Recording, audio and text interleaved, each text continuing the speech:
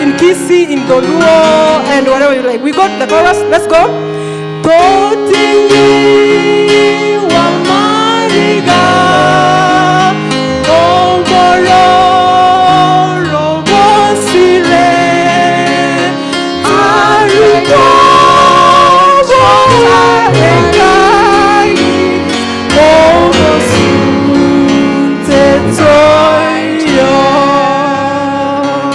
Amen. We do 439, How Far From Home.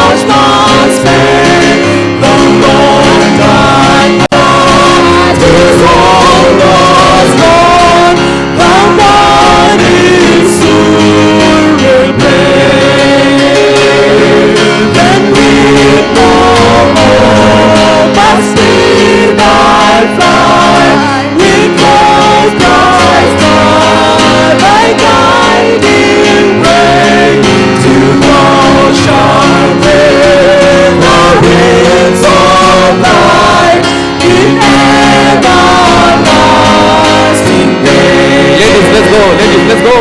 I ask the world around of you.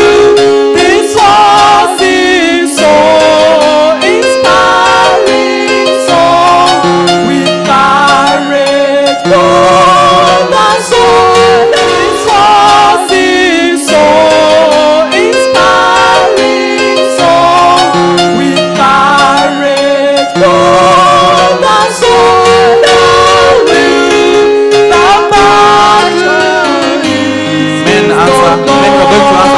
Let's go. Then we no more, but then to the conflict, the work is done. For this we know the prize is sure. When we talk simply one voice to make reply. Thanks.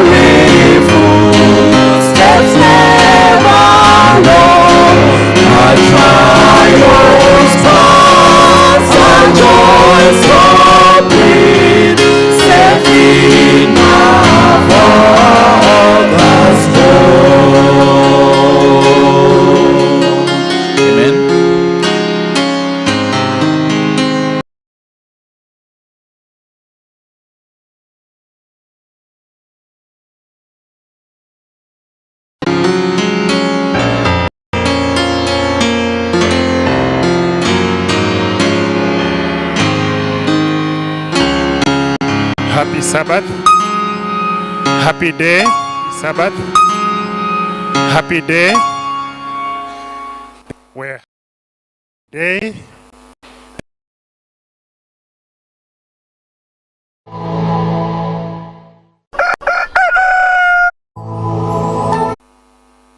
Thank you so much. I see there are only two that side. I request the kindly give them a mic to say hi.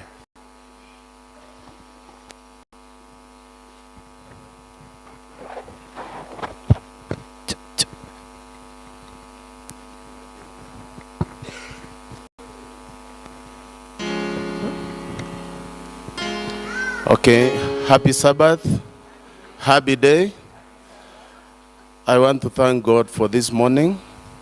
I'm Elder William Mogute from Nyaura SDA Church, and this is my first time to attend this church. May God bless you. Hi, church. Hi. It's also my first time to be here.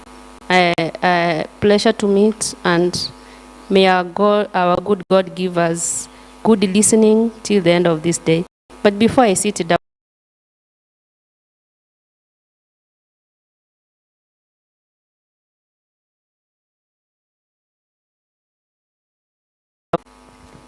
Welcome and feel at the feet of Jesus.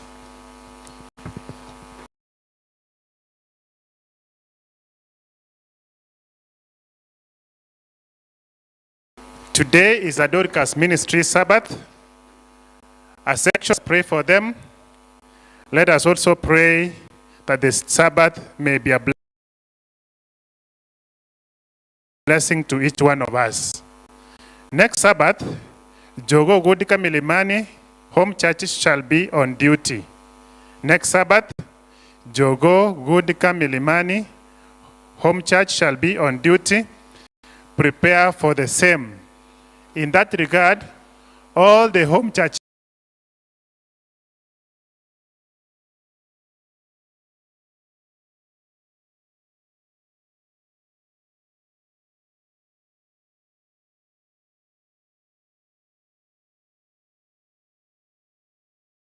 leaders or the basement, all the home church leaders kindly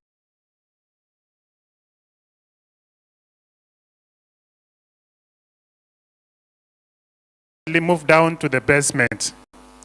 Number 3,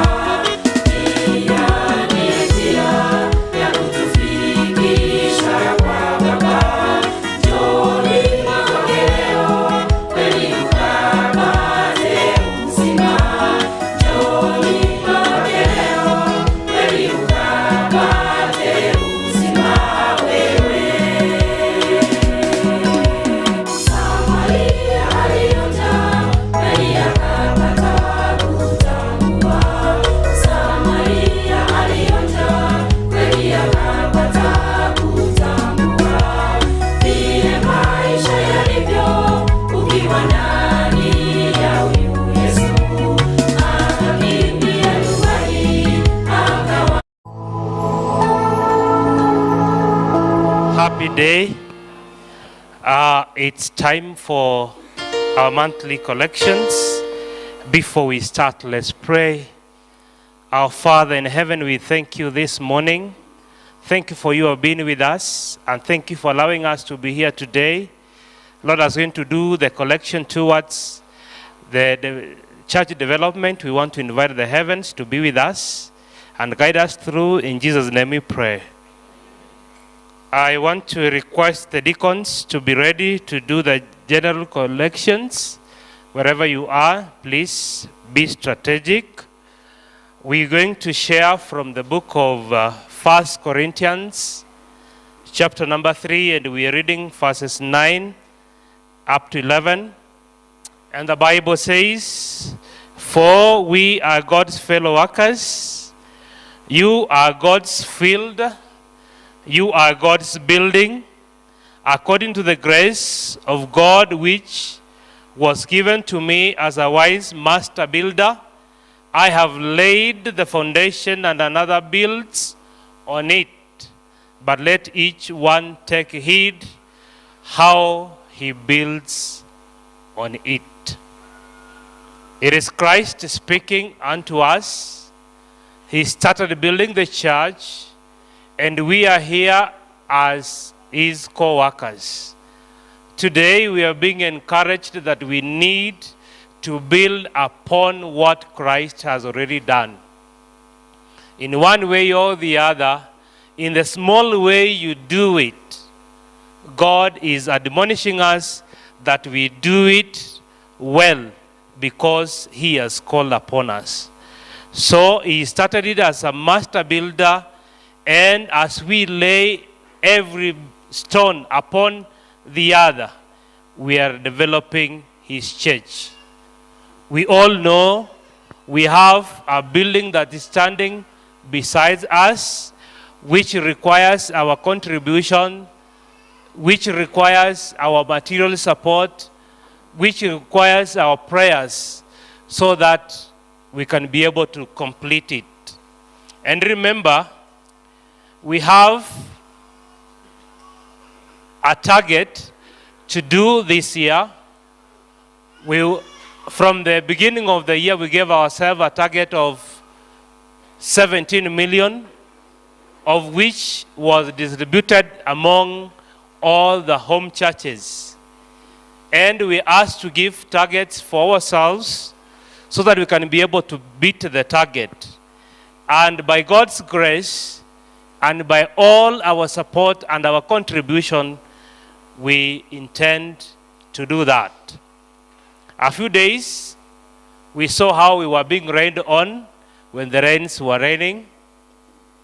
So it is our efforts that will hasten the end of that bill so that we can be comfortable worshiping from it. So let us all be encouraged towards giving towards the construction of God's sanctuary.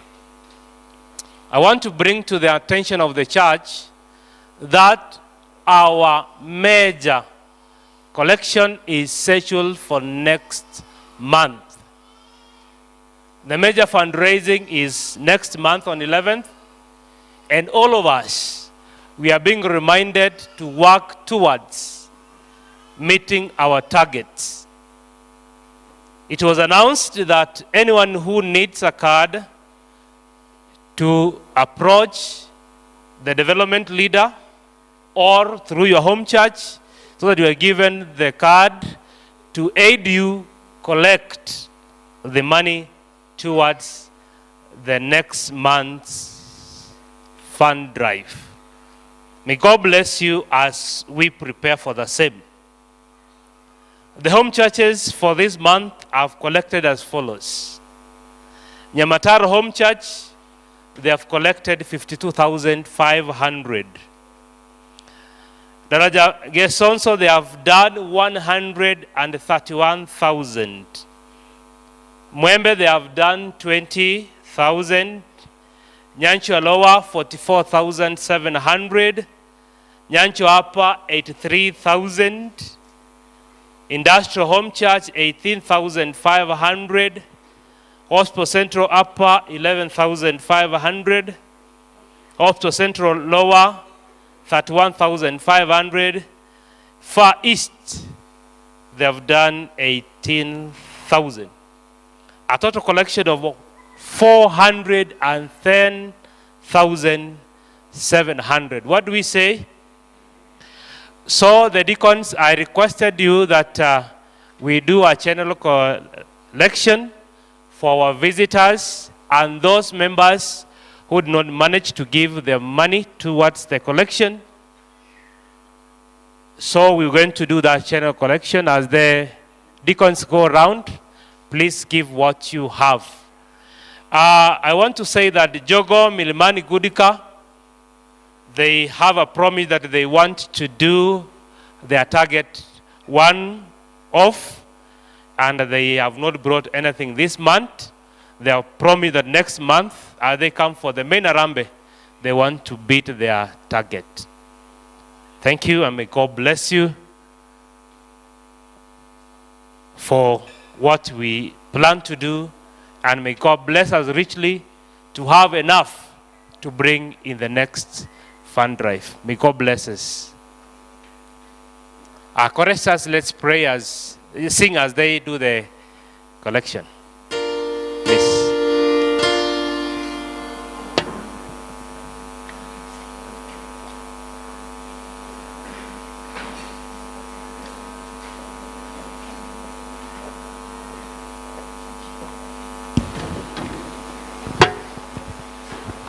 $633 when we all get to heaven.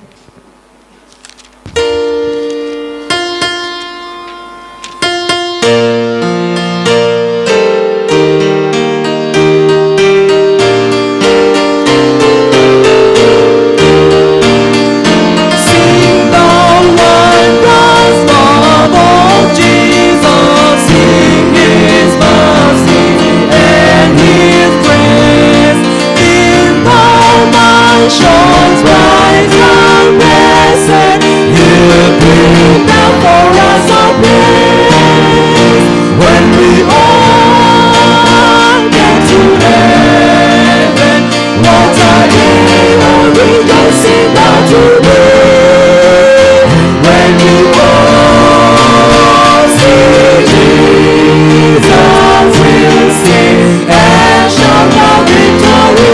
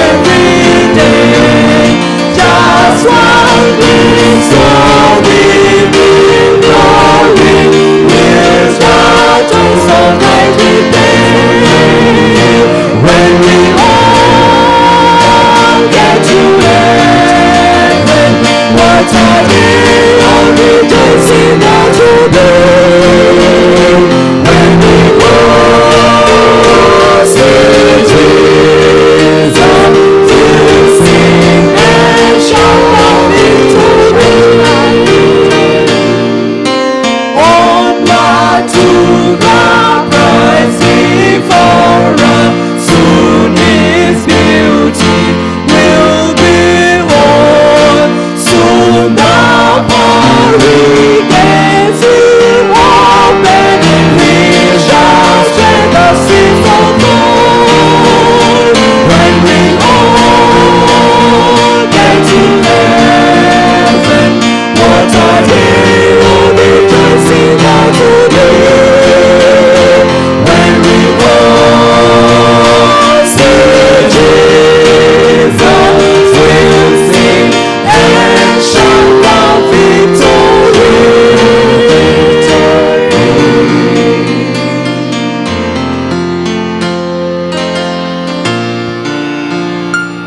hope they are finished. Let's pray. Baba, tunakushukuru, tunalimidi jina lako kwa sababu wewe ni mwema.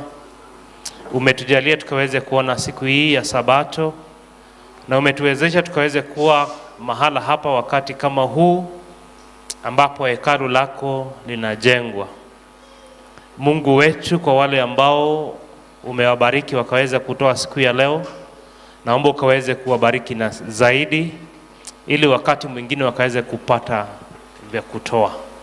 Wale ambao hawakuweza kutoa, tunaomba Mungu wetu uwabariki maradufu, ili wanapojipanga katika wakati mwingine wakaweze kutoa. Na zaidi ya mno, sisi wote kwa pamoja ukaweze kutubariki, ili tutakapomaliza hekalu hili mbaraka tele ikaweze kuambatana katika familia zetu. Tunapoendelea vipindi vingine, tunakualika ukaweze kuwa mwenyekiti hadi tamati. Ni katika jina la Yesu tumeomba na kuamini.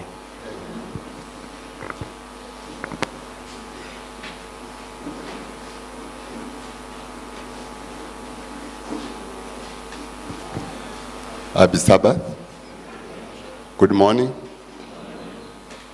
Allow me to bring our guest who will introduce himself and speak to us in less than 5 minutes. Pastor, welcome. Thank you. Good morning, everyone. Do I speak in English, Kiswahili, Kimeru, Kisii? All of them. I am Buyamori Mwensi. I'm so excited to be in this church this morning. I come to you all the way from the University of Eastern Africa, Baraton. And by show of hands, can I see if there is anyone here who has ever gone through Baraton or who has ever stepped into Baraton? Can you tenena, please? Can you tenena kidogo? Those who have ever been to Baraton, kindly. Wow. Mga kambiole. Mbiyamono Mwensi. Asante. Mimi ninafanya Baraton na nimeonelea nipitie niwasalimie. One of the reasons as to why, lakini niliambiwa, elder ameniambia niongee Kimeru. Lakini Kimeru siwezi sema nayo juu ya Baraton. Lakini naweza wasalimia watu niwaambie bure antu betu twatiganire mianga mingi muno, lakini tuli amwe rugendo ni rweguru. Hiyo ndio inaitwa Kimeru, si ndio mwaka? Tuli amwe rugendo rweguru, na huko tutaishi na Yesu mianga mingi muno. Miaka yote tutakuwa pamoja. Hii lugha mnaposema kuna Kisii, kuna Kimeru, mimi huwa nashangaa sana. Kwa sababu tule amwe, situko turamo. Rugendo ni rugendo, si ndio? Iguru limwe. Hata uongee lugha gani, sote tunaenda iguru limwe. Uko juu, mbingu ni moja, sio mbili. And I hope munanisikia na mato mairi. Hapana sikia mimi na gotoko mwe, o mbegwe na mato mairi. Nimemaliza Kimeru. Thank you elder.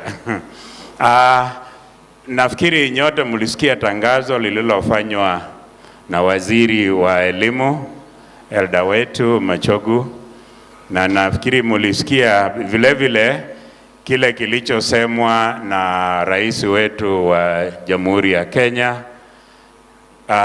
Hapo awali wanafunzi wote waliotaka kusomea Baraton ama any other private university walikuwa na jaza kwa poto, na serikali inawatuma kusomea Baraton, na walikuwa nalipiwa some percentage of the school fees.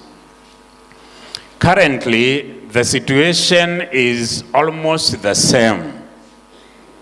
The only difference is ile pesa ambayo serikali ilikuwa inatoa kama scholarship kulipia wanafunzi wanaosomea kule, Sasa ni jina lake limegeuzwa, na hiyo pesa, instead of being scholarship ama government sponsorship, what the government has done is the name has changed from scholarship to a loan, help.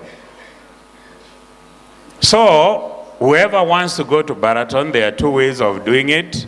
Either you wait until they open the portal next week, and you write, you apply to join Baraton next week, or you take a form from me, and I'll leave the forms with the elder here, so that you can take the form, you fill, you send to us either through scanning, you send to our email, then we will send you that admission letter, and then on the 23rd of August, you'll be required to join Baraton for studies.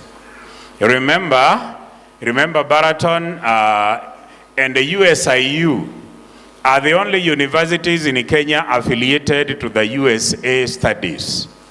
At Baraton, if you want to complete your studies in the US, you do 2 years, first and second year, then third year and fourth year, you join Andrews University for your third and fourth year, and you graduate from there, and your degree will be called Andrews University degree in Michigan.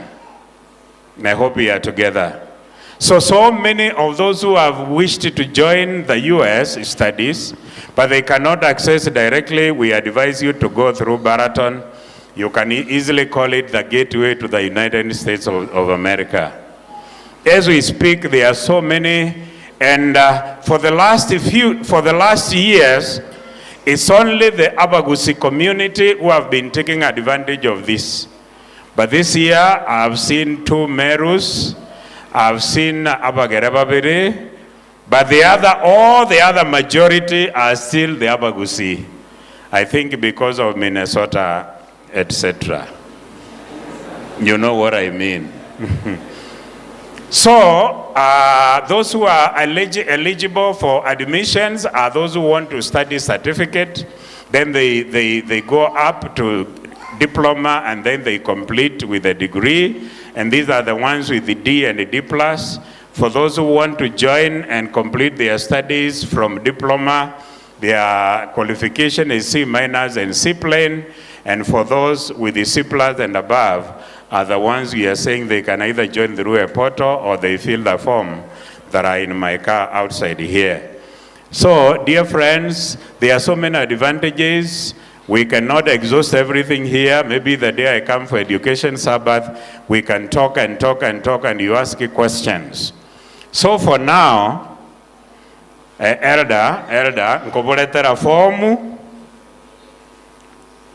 Iyo form, mukifika kwa nyumba, bukale nthi na mwana, bumeojolie, buntumire Baratoni, alafu mbwandikire ba admission letter, mbutumire mwana aje thome Baraton.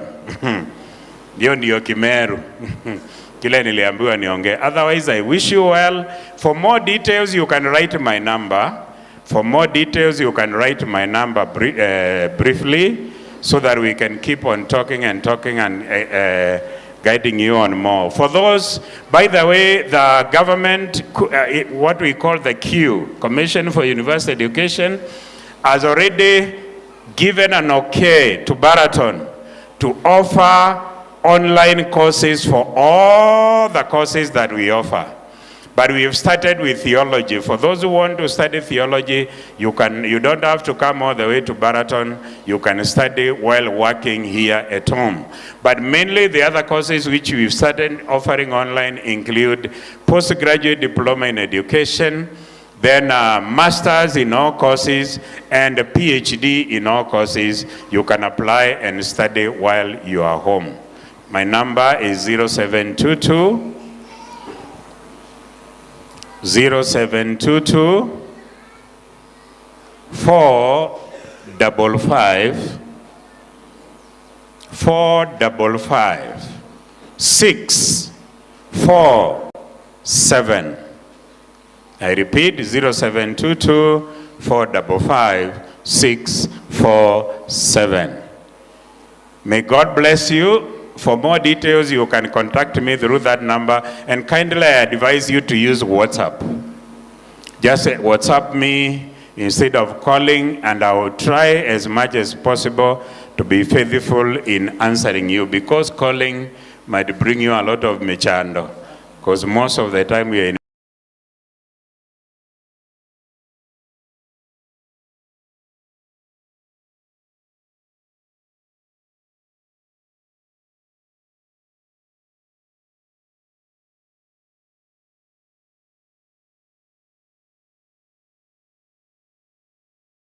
meetings. Otherwise, Nyasaye nabarende mono. Sweet hour of prayer.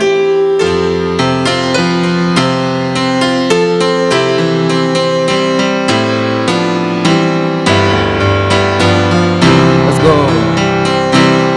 Sweet hour of prayer, sweet hour of prayer, that goes before the world of care, and leads me on my Father's cross, make all my wants and wishes known. He saves us all distress and grief. My soul has often found relief, and oft escaped the tempter's snare. By thy return, sweet hour of prayer. Stanza 2. Sweet hour of prayer, sweet hour of prayer, thy wings shall my petitions bear. To him whose truth and faithfulness engage thy waiting soul to bless and since me seek his face, believe his word and trust his grace, and cast on him my every care, and wait for thee, sweet hour of prayer.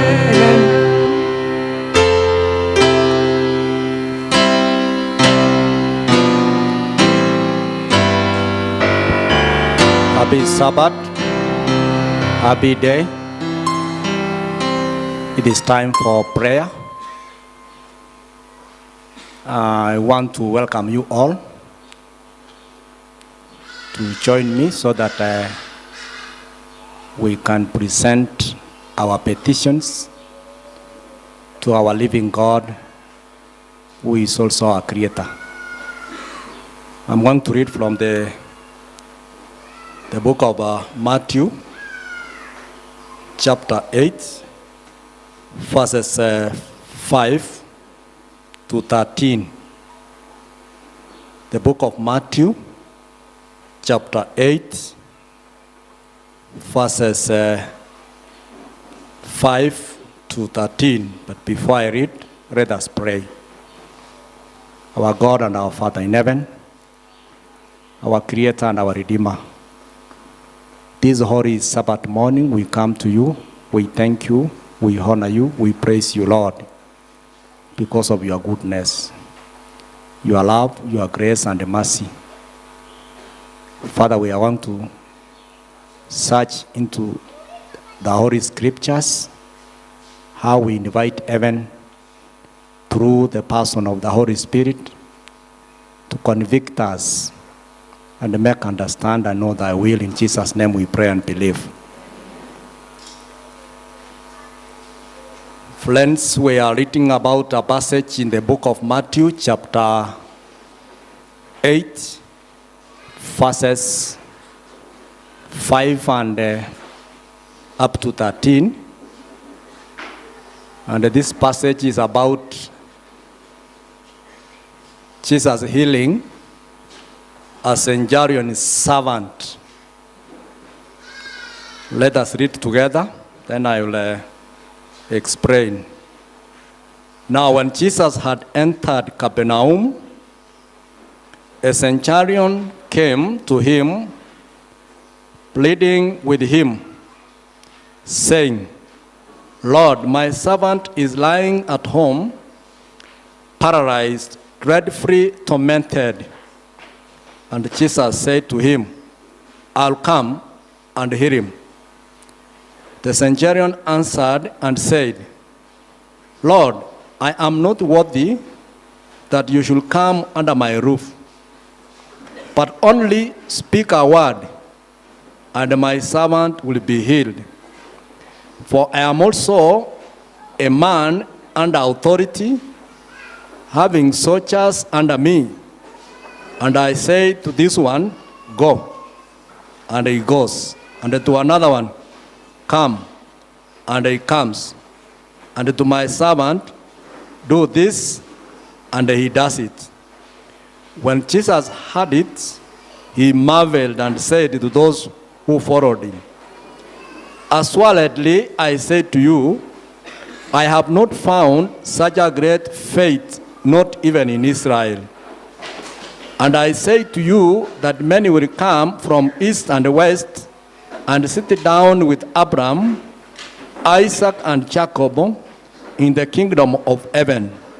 But the sons of the kingdom will be cast out into outer darkness. There will be weeping and gnashing of the teeth. Then Jesus said to the centurion, go your way, and as you have believed, so let it be done for you. And his servant was healed that same hour. This passage is talking about a centurion, a Roman centurion. A centurion is an army commander. And under an army commander, there are several soldiers who are under him. And these soldiers, they follow the command of a centurion. Whatever the centurion tells them, they do without question. They are under the command of the centurion. This Roman centurion, his servant was sick to a point of death. In our ordinary language, we could say he's in ICU, or we could say he's under intensive care unit. And it's like this centurion thought of, where can I go and get help? Where can I go and get help now that my servant is at the point of death? Quickly, something came to his mind, that there is a Jesus who is able to heal, and heal all sorts of diseases, including those that appear impossible. I want to believe even the centurion, his servant, was in that state. Because the centurion said that my servant is paralyzed and dreadfully tormented. That means the servant was like, if nothing happens, he was going to be declared dead. But the centurion, with a lot of faith, chose Jesus, went to Jesus while at Capernaum, and many people were following him. So he chose to be one of those who followed Jesus. And he asked Jesus, Jesus, come. I need your help. My servant is sick. Do something so that he can be well. He got a positive response from Jesus. Jesus didn't tell him, no, I have no time to attend to your servant. But instead, Jesus said, go, I'll come. And before Jesus could make his mind to go and attend to the centurion, his servant, the centurion intervened and said, I am unworthy. You don't have to come under my roof. Just say a word. Just say a word. I wish I knew Kimeru. I could have also mentioned Kimeru, just like our lecturer who was left here.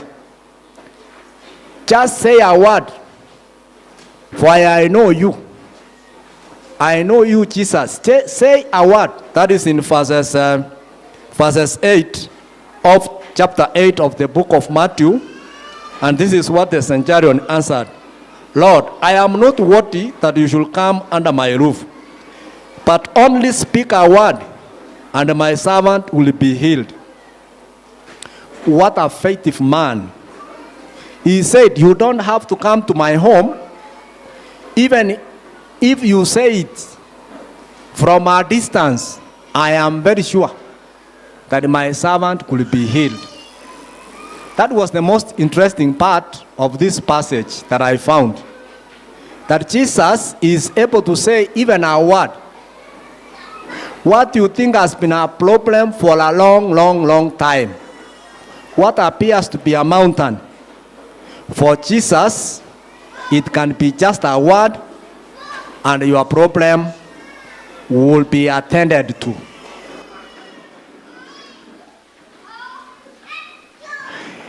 The centurion, as I said, he was an army commander with several junior soldiers under him.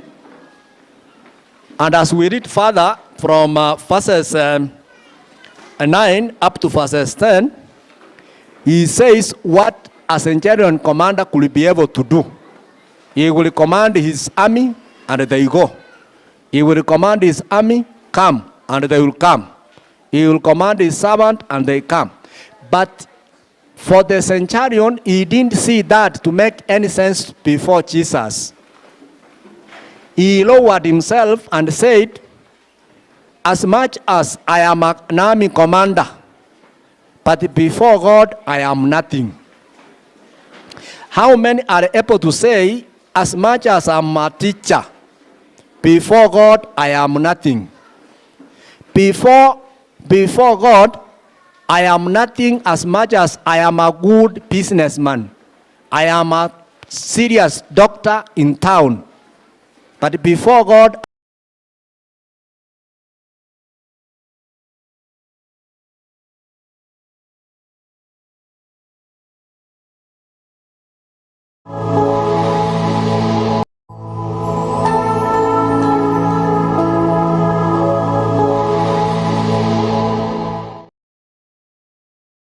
before God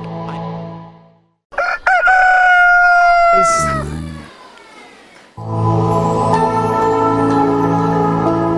just like the centurion did. As much as we have so many of our issues, so many of our problems that are facing us, if we ask our God to say a word, He is more than ready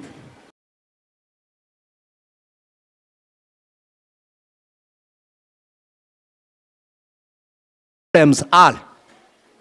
Look at that one word which God can say, and your problem will be flat. That issue that has troubled you for a long time, the illness that you have been going through, you have been looking for employment for a long time, You have been looking for a partner, a suitable partner for a long time. You have issues at your workplace. That is nothing before God.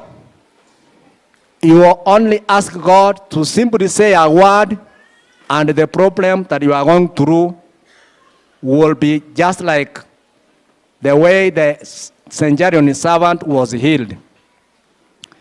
Now that the children have settled, I want to invite us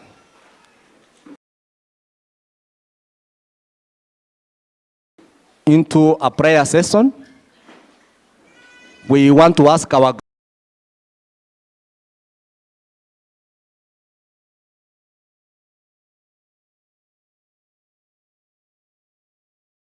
God, just like the centurion had faith, and our God will utter just one word, and our problem will be no more. So I'm asking you now that we our God and our Father in heaven, our Creator and our Redeemer. We want to thank you, we want to praise you, we want to honor you, Lord, for your goodness, your grace, and your mercy that has been sufficient unto each and every one of us. Thank you for making it possible for us to come to church to worship you again. Father, help us that we may worship you today in spirit and in truth, that our worship sacrifice may be acceptable unto you. Father, forgive us our sins. Cleanse us and clothe us with thy righteousness. Father, thank you because you have assured us that when we approach you with humility and humbleness, just like the centurion approached Jesus and recognized that he was unworthy before Jesus, that, Lord, you may accept our sacrifice of worship this morning. Your children have come. Some have sick siblings, friends, and they are asking now that speak a word, and your hearing children will be healed. Some have family issues. They are saying, speak a word, and the family will be at peace. We are going through hard economic times. Lord, we are saying, speak a word, and our economy will be revived. Some of us are going through tribulations of all sorts, including the problem of unemployment.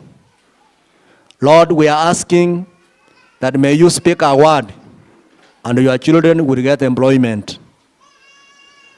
Father, before us, there are those whose marriage are going through problems.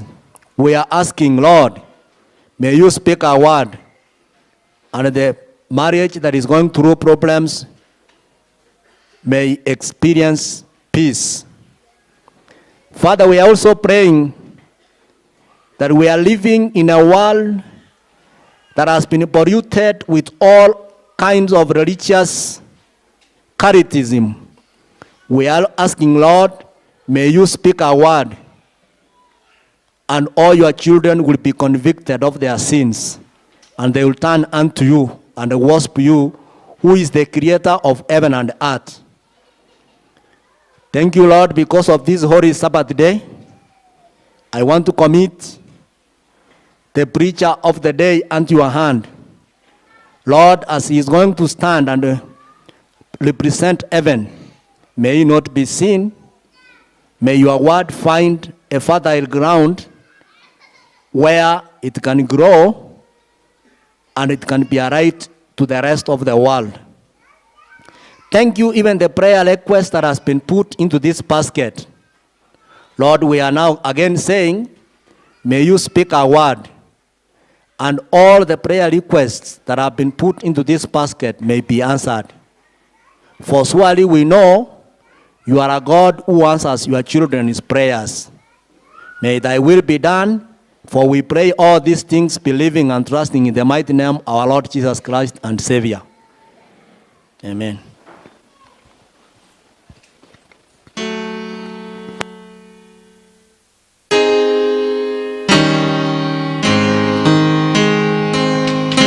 We rise up with song number 495.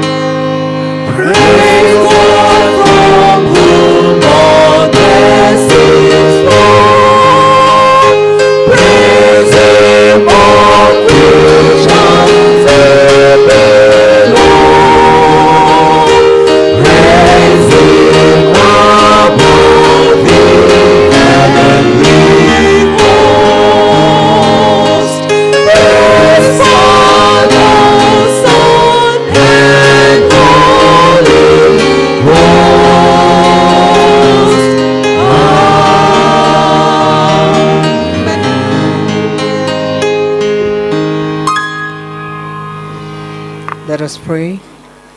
Heavenly Father, in Jesus' name, we bless your name this morning.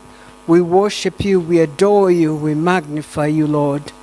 We acknowledge your goodness, your mercies, and loving kindness in our lives. We acknowledge you this morning, the creator of the universe. We pray in Jesus' name that this morning your presence will manifest, O Lord our God. Be glorified in this place, forgive our sins and our trespasses, for we pray in Jesus' name. Amen.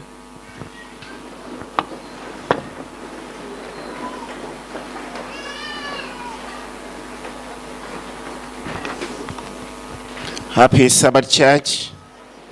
Happy day. Allow me to welcome each and every one of us to our worship service today. And as I do the introduction and a very short, I want to ask us that check on your neighbor and tell them to feel welcome at the feet of Jesus. Check on your neighbor and tell them welcome and feel at the feet of Jesus. Is someone telling them to do that because they have not done it, that they feel welcome and feel at the feet of Jesus? Today is a Dorcas Sabbath according to the arrangements of this church. It's a Sabbath that is focused on the community service and the ministry to the community that is around us. And as a church, we organized a community service to the Kisii main prisons. And that is a prison that is for men, which has a population as at Monday this week of 1,400 men. And we had also a team that has visited the Kisii women prison. As at Monday, it had a population of 130 women. So a team of the ladies of this church and a number of men were there from 9 this morning to make some donations to their needs that were put together, and at the same time worship with them and run a church service that is about to end. Then the rest of those members will come back and join us. We want to thank each and every one of you who spared their resources to support those two ministries which are taking place today as we celebrate the ministry to the community around us. And it's because of that reason that majorly the leadership of the women ministry and the leadership of the Dorcas department, they are not here, but the rest of their members are here, and I want to ask all the women in the congregation to rise up and salute us. If you're a woman and you are proud to be one, I'm not calling you ladies because the Bible calls you women, not ladies. It calls you a woman. If you're a woman, stand up. Now when I see women seated, I don't know whether they want to become men. If you are a woman, salute the congregation. Thank you, ladies, and thanks for the ministry that you're carrying out today on behalf of this church. We have the church choir. They are going to minister in the course of the worship service today, and we are not going to call them out. So I ask the church choir to be upstanding and say hi to us. I didn't know whether Obed left the church choir. I'm asking the church choir to be upstanding. That's my problem when I know you. To salute us, feel at the feet of Jesus.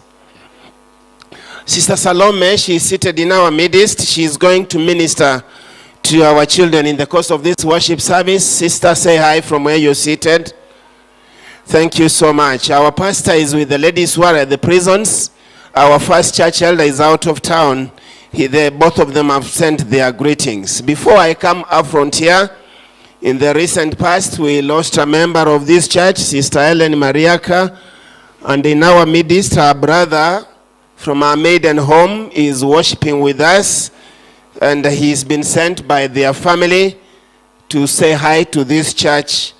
I request that he can be given a mic where Brother Methuselah is seated for a minute, deliver the message from their family.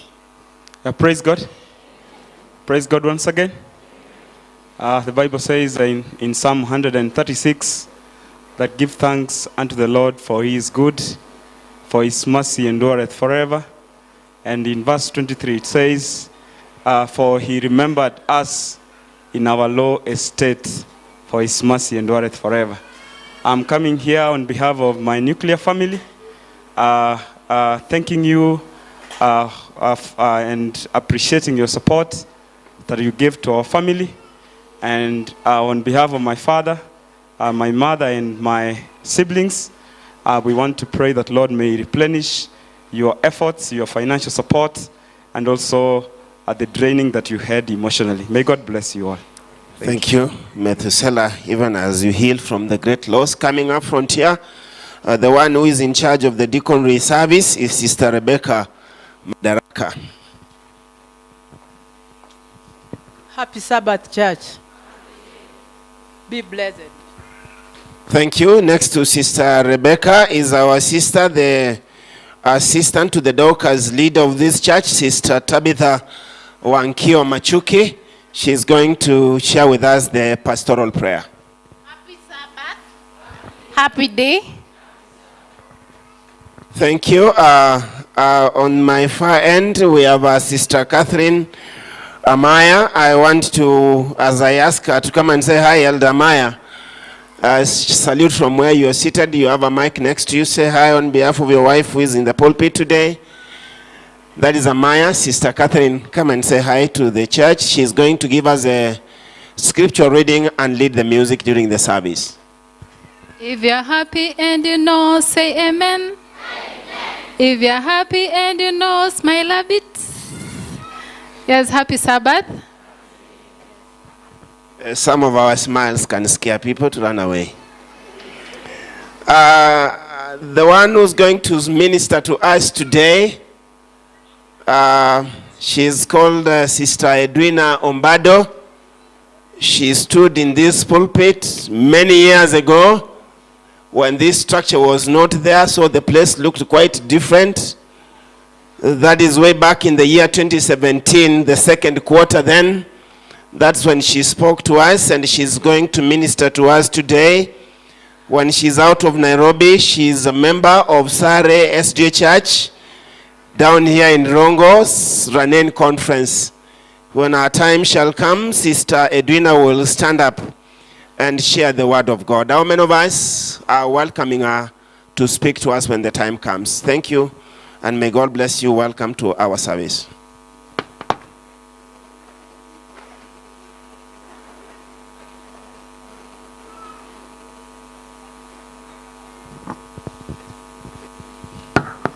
It's time for scripture reading, and our scripture comes from the book of Matthew, chapter 24, verse 14. Matthew, chapter 24, verse 14.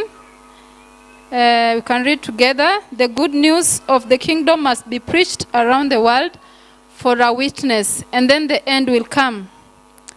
The good news of the kingdom must be preached around the world for a witness, and then the end will come. So may the Lord bless the scripture. Let us worship God in song. Song number 86 in our hymnals. Choristers, you're welcome.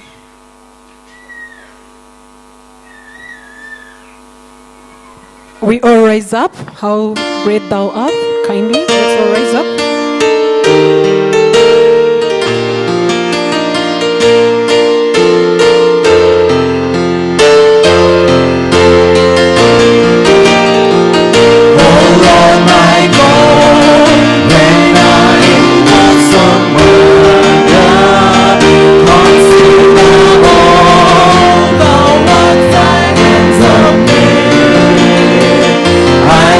The stars, I see the rolling thunder, thy path throughout the universe display. Then sings my soul, my Savior, Lord, to thee. How great thou art, how great thou art. Then sings my soul, my Savior, God to thee. How great thou art, how great thou art. When through the woods and forests glens I wander, and see the birds sing sweetly in the trees. When I look down from lofty mountain yonder, and in the woods can feel the gentle breeze, then sings my soul, my Savior, God to thee. How great thou art, how great thou art. Then sings my soul, my Savior, God to thee. How great thou art, how great thou art. And when I think that God is son of sparing, sent him to die, I scarce can take it in. That on the cross my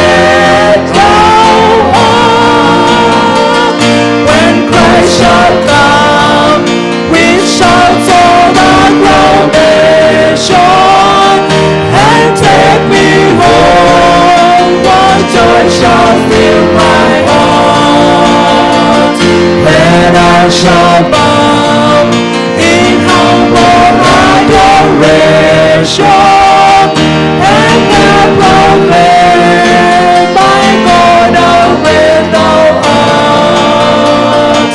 Then sings my soul, my Savior God to thee. How great thou art, how great thou art. Then sings my soul, my Savior God to thee. How great thou art, how great thou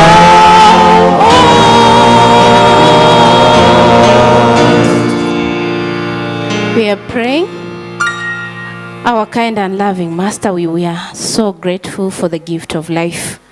We want to thank you, Lord, for the far that you brought us as a church. We want to thank you for the care that you've given your children. When they had lost hope, Lord, you took care of them and held their hands. This moment, Lord, we want to dedicate your children who are not feeling well into your able hands. Those who have sick people in the hospital, those who are not feeling well in the congregation, Lord, we pray your healing hand may be upon them, that your children may get out of this place feeling better, having heard that the Lord who heals has really healed them. This particular time, Lord, we want to dedicate the children that you have given us in this church, that, Lord, you may hold them.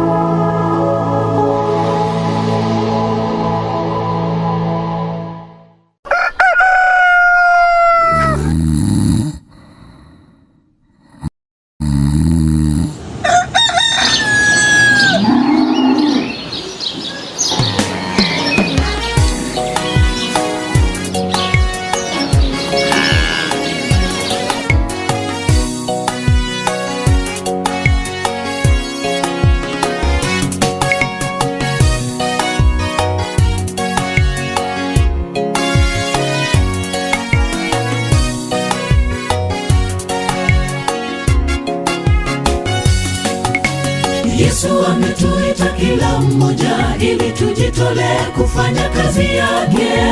Mavuno mengi shambani mwa Bwana, wavunaji ndio wachache. Yesu ametuita kila mmoja ili tujitolee kufanya kazi yake. Mavuno mengi shambani mwa Bwana, wavunaji ndio wachache. Nendeni tukavune, pia weka tayari. Nendeni tukavune, pia weka tayari. Nani atakayefanya kazi hii? Unapokaa ukilalamika. Nani atakayefanya kazi hii? Unapokaa ukinung'unika. Na ungejua kwamba muda umeyoyoma, ungepoteza wakati. Na ungejua kwamba muda umeyoyoma, ungeacha ulegevu. Nendeni tukavune, pia weka tayari. Nendeni tukavune, pia weka tayari. Ni nani atakayefanya kazi hii? Unapokaa ukilalamika. unapokaa ukinung'unika, laiti ungejua kwamba muda umeyoyoma, ungepoteza wakati. laiti ungejua kwamba muda umeyoyoma, ungeacha ulegevu.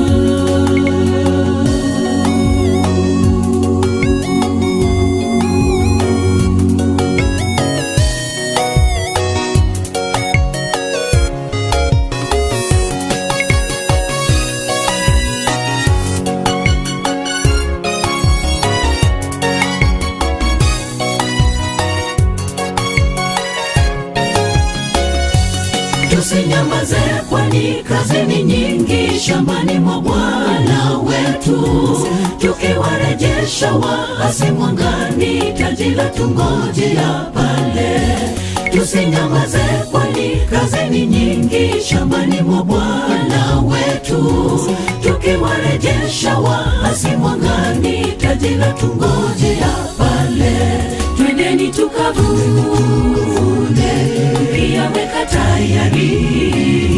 Twendeni tukavune, pia weka tayari.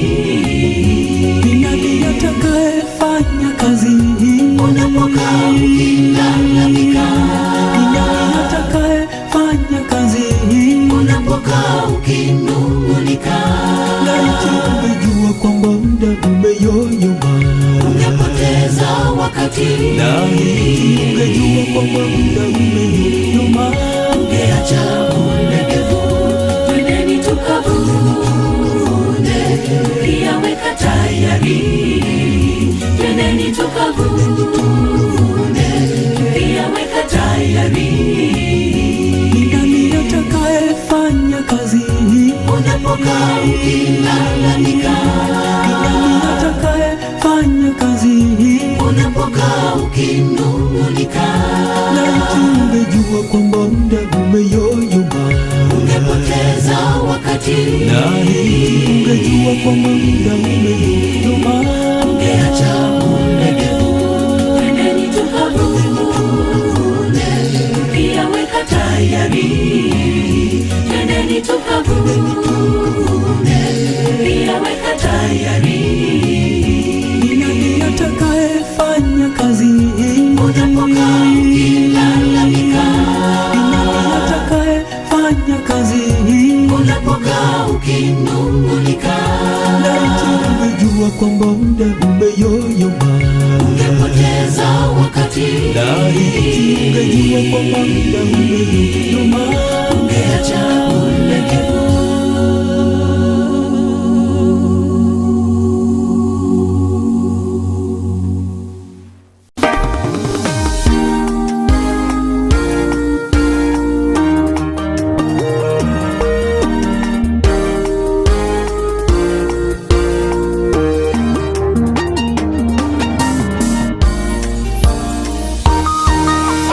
Mtakatifu Mungu Mwenyezi, alfajiri sifa zako tutaimba. Mtakatifu Bwana wa huruma, Mungu wa vyote hata milele. Mtakatifu Mungu Mwenyezi, alfajiri sifa zako tutaimba. Mtakatifu Bwana wa huruma, Mungu wa vyote hata milele.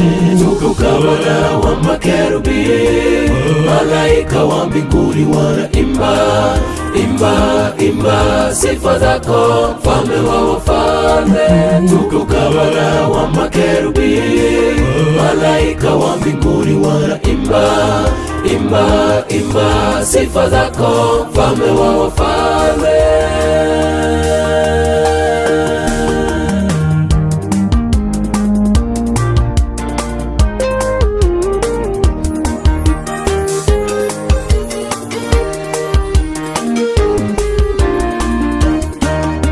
Mtakatifu nao malaika wengi sana wanakuabudu wote, elfu na maelfu wanakusujudu, wa zamani na hata milele.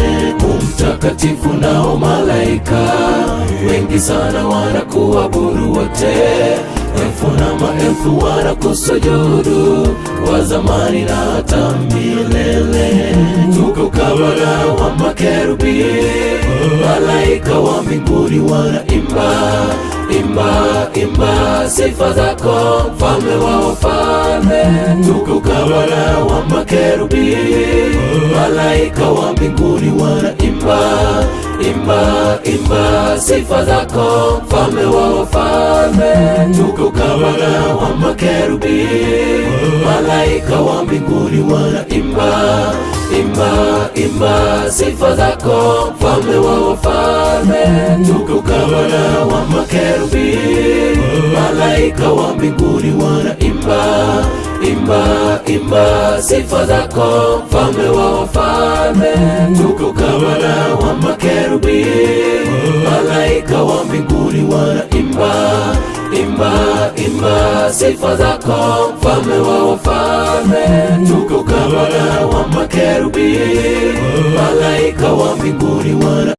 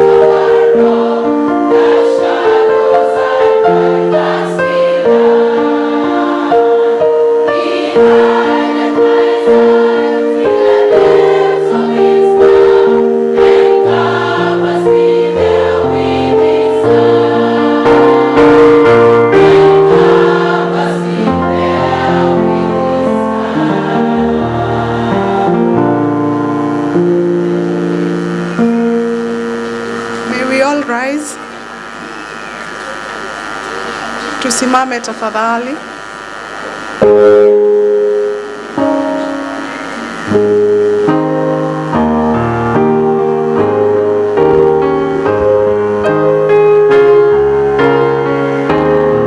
Let's all rise, please.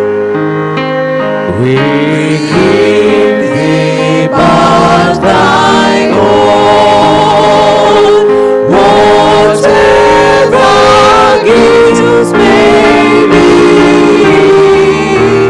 all that we have is thine alone, our trust, O Lord, from thee.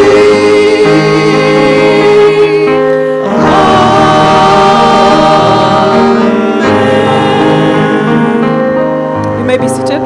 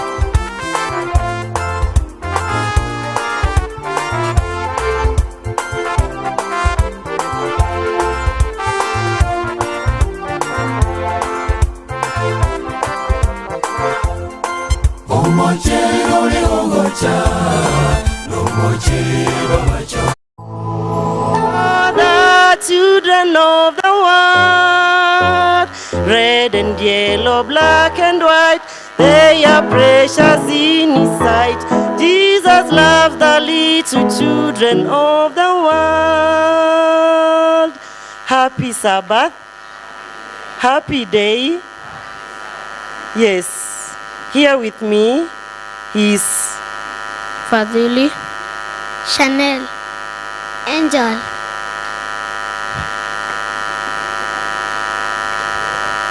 Let us pray. Thank you, Lord, for this day. Help our teachers, help our parents, and also help us as we are going to read the Bible. In Jesus' name we pray. Amen.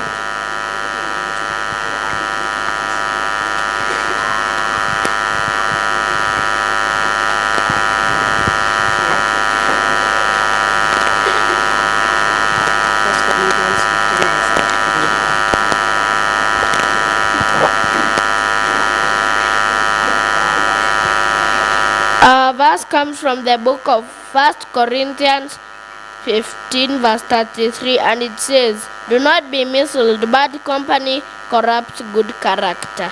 Amen. Our today's sermon begins. Our key text has just come from 1 Corinthians chapter 15 verse 33. Our theme or our topic today is about how to choose a good friend. Who are your friends? Children, that is our topic today. You repeat after me. Who are your friends? So you say, who is my friend? Are we together? You ask yourself that question. Who are your friends? Who is my friend? That is our topic today. And we are going to see that is children learn through observation, demonstration, exploration, and they do experimentation. Now, children, who is a friend?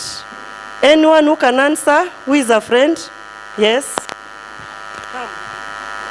Who is a friend? A person who cares about you.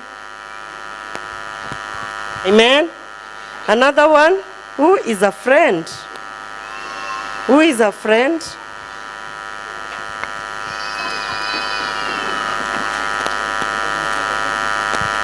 Who a person shares. A person who shares. A friend is always a person who assists you when you are in need, isn't it? Yes. A friend is always there for you. And a friend can ruin your life. A friend can bring a good impact in your life. Children, we have friends at school. We have friends even at soccer where you play football, isn't it? How many loves football? We have friends even in church, here at church. Do you have friends at church? Yes. These friends can bring your heart towards or nearer or closer to Christ.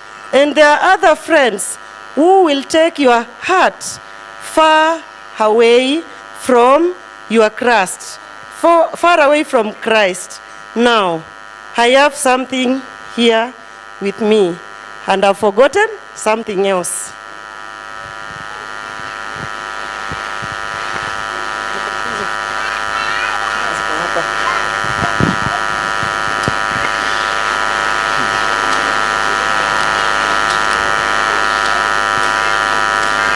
Now, I want to hear, when you have a good friend who will bring you closer to Christ, what are some of the things maybe can tell you or you can do together to make you nearer to Christ? Reading the Bible.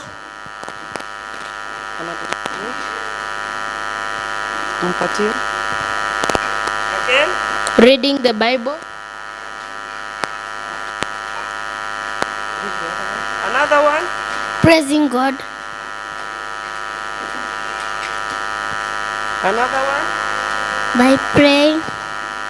Praying together.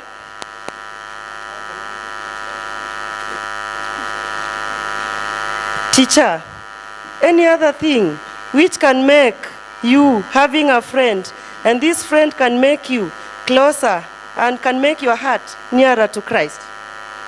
Sharing with me when I'm in need. Yes, teacher.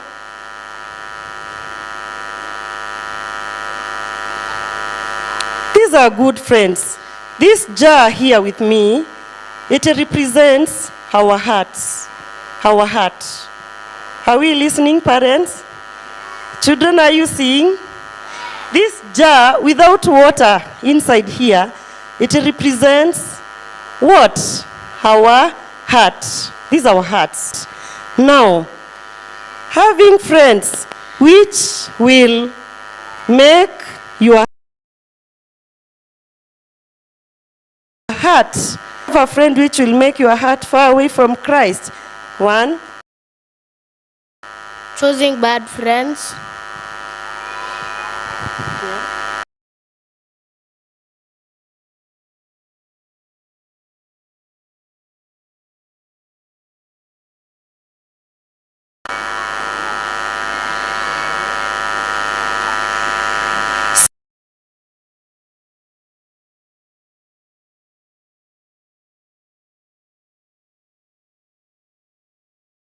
See what will happen. This is water. What is the color of the water?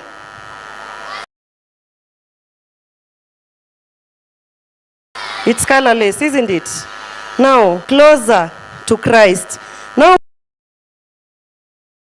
we want to see if you choose a bad friend, bad influence. That is what he has told us. And he has, you are in church and you have a friend next to you. When the preacher is preaching, unaanza kumwambia, ona vile amevaa unamchuna. It will make your heart far away from you and has already put something inside. Another one? Slapping each other. Slapping each other. You are in church or at school. You are doing, teacher is teaching. You are doing your things. This is a child who has a bad character and which will make your heart even far away from Christ. Now from the congregation, I want to hear from you which other bad influence can make you your heart far away from Christ. Yes? Teachers, yes? You have another one? Another one? Kicking each other. Kicking each other. Any other? Yes, run, run, run.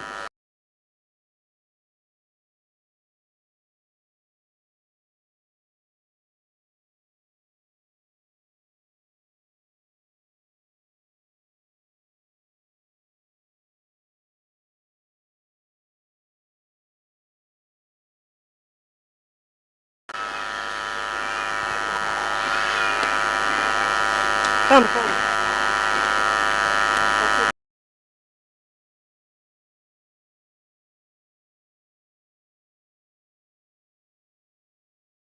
Yeah.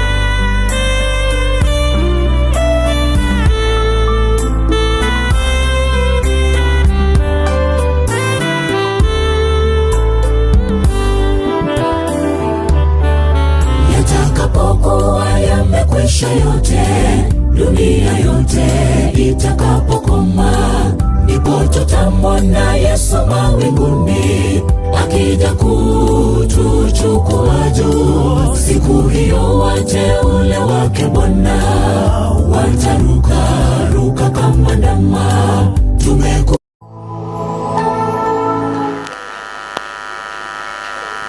Now I want a parent. Children have answered. The water was. And what is the color of the water now?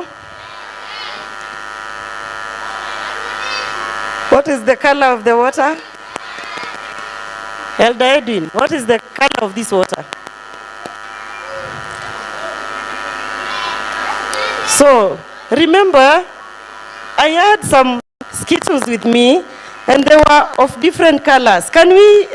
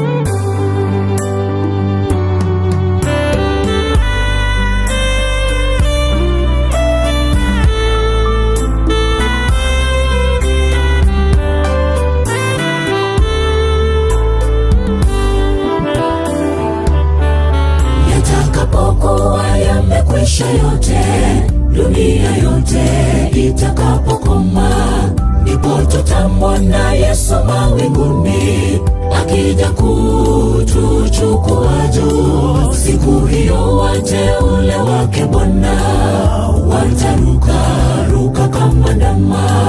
Tumekungoja kwa siku nyingi Bwana, sasa kwa heri shida za dunia yatakapokuwa yamekwisha. to Christ. And because today it was also Dorcas Day, as mothers here, it is our challenge today that we also choose good friends who will make our hearts closer to Christ. And these young ones will follow our footsteps. Amen.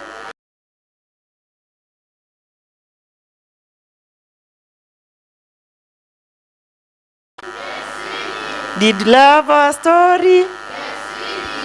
Don't forget to come again to tell us more. We will pray. Dear Father, we thank you for the lesson that we have learned as young children, that we should choose wise and good friends who will help us grow closer to you.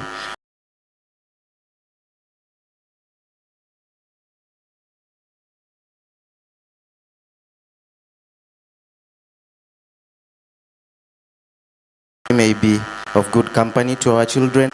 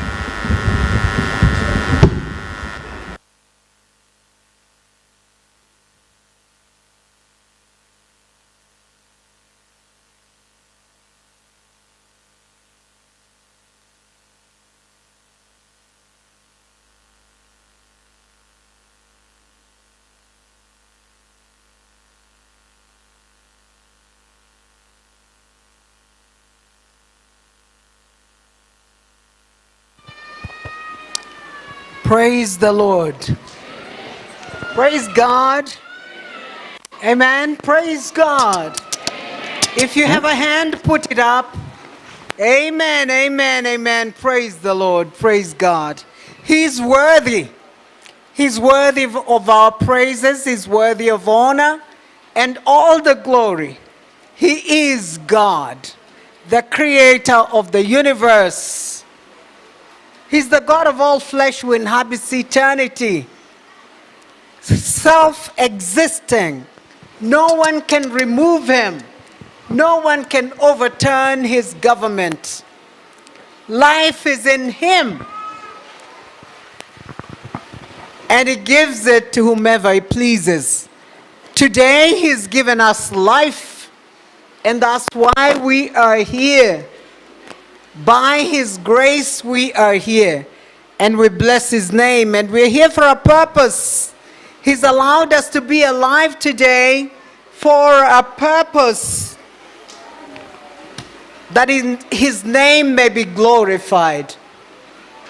I'm excited to be here.